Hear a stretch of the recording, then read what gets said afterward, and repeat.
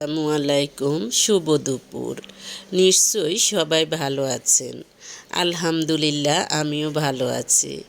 আজকে আমি একটি বিষয় নিয়ে কথা বলবো, যে বিষয়টি হলো সন্তানদেরকে নিয়ে। আমরা সব মানুষ চাই যে আমাদের সন্তান মেধাবী হোক, আমাদের সন্তান আদর্শ হোক, আমাদের সন্তান সুসন্তান হোক, আমাদের সন্তান ধার্মিক হোক, আমাদের সন্তান দেশসেবক হোক। কিন্তু সেগুলোর জন্য আমরা কি করা উচিত সেটা আমরা মা বাবা হিসেবে খেয়াল করি না। মা বাবা হিসেবে দেখা যায় যে ম্যাক্সিমাম মা বাবা দেখা যায় যে চায় যে হ্যাঁ, আমার সন্তান আমার জন্য করুক, কিন্তু অন্যের জন্য করুক সেটা অনেকেরই পছন্দ না। তবে যারা আদর্শ তাদের পছন্দ আমার জন্য করুক, সবার জন্য করুক, দেশ সেবক হোক। তাহলে এই বিষয়গুলোর জন্য কি করবেন? এই বিষয়গুলোর জন্য আমার মতে যেমন সবসময় ভালো বিষয়গুলো সন্তানদেরকে শিখাবেন।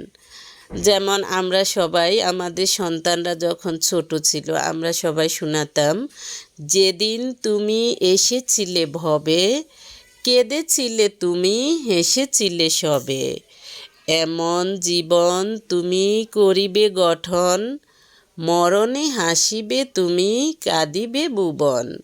মানে তুমি যেদিন এসেছিলে পৃথিবীতে সেদিন তুমি কেঁদেছিলে, কিন্তু সবাই খুশি হয়েছিল। আবার তুমি এমন জীবন গঠন করবে, তোমার মরণে সবাই কান্না করবে কিন্তু তুমি হাসবে। এগুলোই হলো একজন প্রকৃত আদর্শ মা বাবার বৈশিষ্ট্য। এবং সবসময় সন্তানদেরকে শেখাবেন যেমন তুমি কখনো যারা তোমার বিপদে তোমার পাশে ছিল, তোমার দুঃসময়ে পাশে ছিল, আত্মীয় স্বজন হোক, দূর সম্পর্কের হোক, বন্ধু বান্ধব হোক, এদের সাথে কখনো প্রতারণা করবে না। তারপর সন্তানদেরকে শিখাবেন যেন প্রত্যেকটা জিনিস থেকে, ছোটোখাটো প্রত্যেকটা জিনিস থেকে শিক্ষা নিতে পারে। সাধারণত আমরা যে রুমে বসবাস করি সেই রুম থেকেও কিন্তু আমরা অনেক কিছু শিক্ষা দিতে পারি সন্তানদেরকে। যেমন আমাদের উপরে ছাদ কোথায়? উঁচুতে। তাহলে সন্তানদেরকে বলবেন চিন্তা ভাবনা সবসময় ছাদের মতো উঁচু রাখবে। তারপর এসির মতো, এসি দিয়ে আমরা কি এক্সাম্পল দিতে পারি?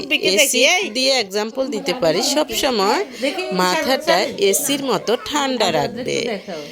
তারপর পাখা দিয়ে আমরা এক্সাম্পল দিতে পারি কাজের জন্য ঘুরতে থাকো। পাখা যেরকম ঘুরতে থাকে এরকম কাজের জন্য সবসময় ঘুরতে থাকো, সব কিছুর ক্ষেত্রে তখন তুমি সফলতা পাবে।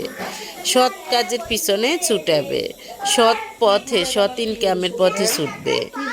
তারপর হলো গড়ি থেকে আমরা কি শিক্ষা দিতে পারি? গড়ি থেকে শিক্ষা দিতে পারি সময়ের মূল্য দিতে শিখো।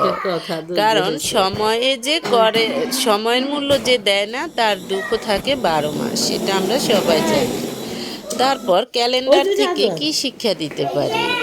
সব সময় রুটিন মেনে চলো। ক্যালেন্ডার যেরকম রুটিন মেনে চলে এরকম রুটিন মেনে চলো। মানিব্যাগ থেকে আমরা শিক্ষা নিতে পারি ভবিষ্যতের জন্য সঞ্চয় করো। তারপর হলো আয়না দেখে বলতে পারি নিজের প্রতি যত্ন